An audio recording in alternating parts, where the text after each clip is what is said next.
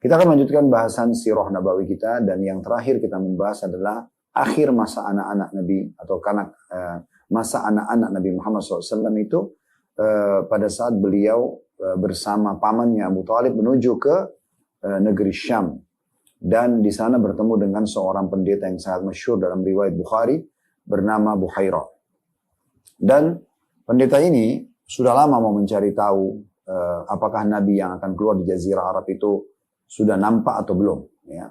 Sehingga dia pun sering kali setiap hari melihat kafilah-kafilah dagang dari Jazirah Arab, terutama dari Mekah. Kemudian dia memperhatikan ada nggak tanda-tanda yang mungkin mengarah ke sana.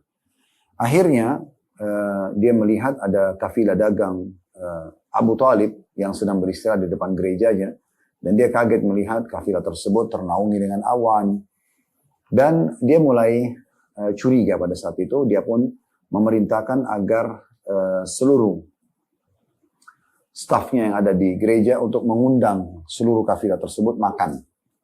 Diundanglah semuanya. Setelah dihidangkan makanan, maka Buhairah terus saja coba memperhatikan satu persatu dari orang-orang ini, tapi belum ada orang yang dia jadikan sebagai target. Maka dia pun bertanya kepada Abu Talib dan teman-temannya, apakah masih ada di antara kalian yang tidak ikut makan di sini? Maka mereka menjawab, iya, seorang anak kecil yang kami perintahkan untuk menjaga kafilah dagang kami. Ya. Yang itu adalah Nabi Muhammad SAW. Dan waktu itu umur beliau masih sekitar 12 tahunan. Maka Buhairah pun akhirnya menemui Nabi SAW setelah memperhatikan dari wajah, ya, karena memang dalam kitab-kitab samawi dirincikan bagaimana kulit Nabi SAW, maksudnya khalqiyah lah, ya, secara fisik dan juga akhlaknya atau khuluqiyah. Sehingga mereka sangat mengenal, dan Allah mengatakan tentang orang-orang di kitab sebelum kita, ya'rifunahu kama ya'rifuna abna'ahum. Mereka benar-benar mengetahui Nabi Muhammad SAW sebagaimana mereka mengenal anak-anak mereka. Jadi sangat detail penyampaian tentang fisik, tentang jalur nasab, tentang akhlak, tentang perjuangan Nabi SAW sampai Nabi SAW meninggal, dan sampai bagaimana akhir perjalanan Nabi SAW dan kaum muslimin nanti yang merupakan golongan pertama yang akan masuk dalam surga di hari kiamat nanti. Nah ini teman-teman sekalian semua sangat rinci. Maka Buhairah pun sangat penasaran. Kemudian menanyakan banyak hal kepada Nabi SAW. Di antaranya adalah dia menanyakan tentang dia mengatakan, saya bertanya kepadamu tentang sesuatu atas nama Lat dan Uzza. Al-Lat dan Uzza adalah tentunya dua nama berhala. Dua nama berhala, yang dua berhala ini tentunya sangat dimuliakan oleh orang-orang Quraisy, dan biasanya kalau bersumpah atas nama dua berhala ini, orang-orang Quraisy itu ketakutan. Orang-orang Quraisy ketakutan, gitu ya. Nah seperti itulah gambarannya.